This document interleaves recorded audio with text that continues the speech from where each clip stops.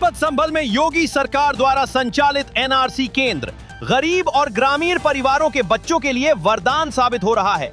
ये केंद्र विशेष रूप से बीमारी से ग्रसित बच्चों का निःशुल्क उपचार करता है। एनआरसी केंद्र चिकित्सा प्रभारी संभल गौरी वासने ने बताया कि अब तक लगभग 1300 बच्चों का उपचार किया जा चुका है और वे स्वस्थ होकर अपने घर लौट चुके हैं। उन्होंने कहा कि आर्थिक तंगी के कारण कई बच्चों का इलाज न होने से उनकी स्थिति और खराब हो जाती थी, लेकिन एनआरसी केंद्र में उन्हें मुफ्त में सभी आवश्यक उपचार उपलब्ध कराए जा रहे हैं। केंद्र में बच्चों का विस्तृत स्वास्थ्य परीक्षण, पोषण सपोर्ट और बीमारी का इलाज किया जाता है। माता पिता ने भी एनआरसी केंद्र की सेवाओं की सराहना की और बताया कि उनके बच्चों का स्वास्थ्य पहले से बेहतर हो गया है। ये केंद्र गरीब और ग्रामीण परिवारों के लिए एक रामबाण योजना साबित हो रहा है, जिससे बच्चों का कुपोषण और अन्य बीमारियों से बचाव हो रहा है। संभल से रिंकू सिंह चौहान की रिपोर्ट।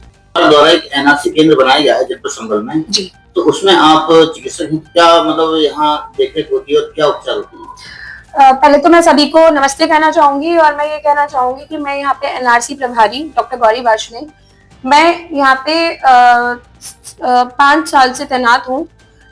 जो मेरा पद है वो यहाँ पे मैं एनआरसी चिकित्सक अधिकारी के रूप में यहाँ बच्चों को देखती हूँ। जो बच्चे यहाँ सैम और मैम के हमारे में यहाँ आते हैं, सैम मतलब कि जो सुपोषण और अति कुपोषण, ये वाले जो बच्चे हैं ये हमारे अंडर आते हैं। और ये हमारा जो विभाग है वो संभल जिले में इकलौता विभाग है एनआरसी का। यहाँ पर कितने बच्चे अब तक आ चुके हैं? कब से शुरू हुआ है यहाँ पर केंद्र? इसको शुरू हुए 5 साल हो गए हैं और अभी तक 1300 बच्चे 1300 बच्चे अभी तक हमारे सही हुए हैं, सुपोषित हो गए हैं। यहाँ जो आते हैं लगभग कुपोषित बच्चे जो अन्य जगह से आते हैं, कमजोर और बहुत ज्यादा मतलब ग्रामीण क्षेत्रों में उन्हें गंभीर बीमारी हो जाती है, जो इलाज नहीं करा पाते, तो वही लोग आते हैं अधिकतर। उनका इलाज किस तरीके से यहाँ पर क्या क्या सुविधा दी जाती है? भैया पहले तो हम जो बच्चे हमारे पास आते हैं वो मैंने आपको जैसे पहले बताया, कुपोषित और अति कुपोषित वाले हमारे पास बच्चे आते हैं।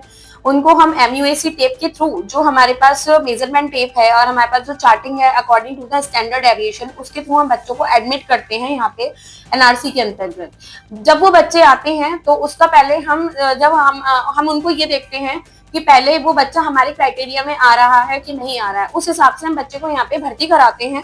जब वो बच्चा यहाँ भर्ती होता है तो उसको जो व्यवस्थाएं उसको मिलती हैं। पहली बात तो ये जो चिकित्सा उनको जो देखता है वो कम से कम उनको 24/7 आवर्स यहाँ पे इमरजेंसी, प्लस यहाँ पे संडे की कोई छुट्टी नहीं, प्लस बच्चों को जो देखना है वो टाइम टू टाइम देखना है। हमारा जो स्टाफ नर्स है वो तुरंत वाइटल्स लेता है उनके कि कोई बच्चा हमारा बीमार तो नहीं हो रहा है।